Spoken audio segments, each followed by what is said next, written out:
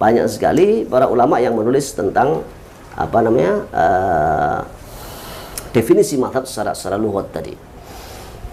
Contohnya di dalam Syamilah ya, itu ada satu keterangan begini. Ma'nal mazhabi lughatan wa istilahan. Pengertian mazhab baik secara bahasa maupun secara istilah, artinya secara etimologi dan nanti terminologi menurut apa yang menjadi kesepakatan para pemakai kata-kata itu. Al-madhabu huwa al-maslaku alladhi yuslaku. Al-madhabu huwa al-maslakul ladhi yuslak. Madhab itu secara lughat adalah tempat meniti perjalanan. Al-maslak itu suluk kan perjalanan ya. Sedang cara orang suluk ngambah jalan gitu. Nah, ini mazhab ini tempat mereka melakukan meniti jalan itu. Di mana maslak, disitulah kita berjalan. Pilihan jalan yang ditempuh. Maslaknya begitu. Contoh misal dari sini boleh dikatakan yuqalu hadza mazhabu fulanin ay tariquhu alladzi dhahaba minhu wa salakahu.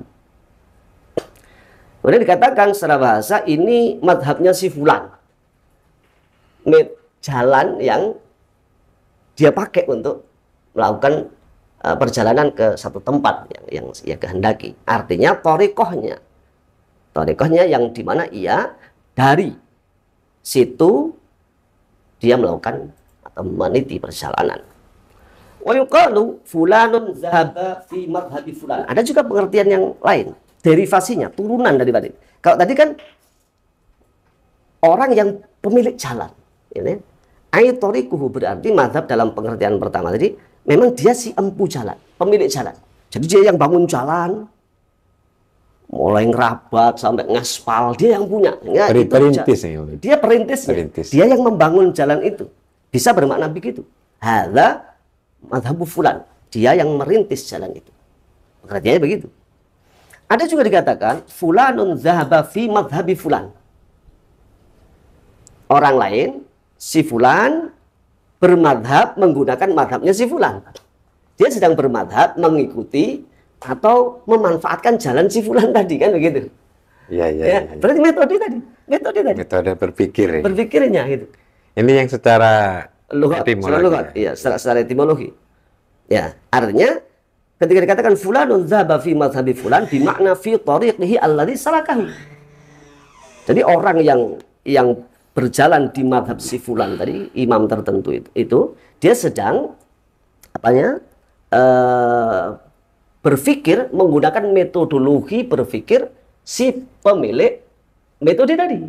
Seperti kita kepada Imam Syafi'i, mazhab Hanafi kepada Imam Hanafi, dan seterusnya begitu. Iya. Seperti itu. Karena kita sendiri tidak bisa bangun jalan.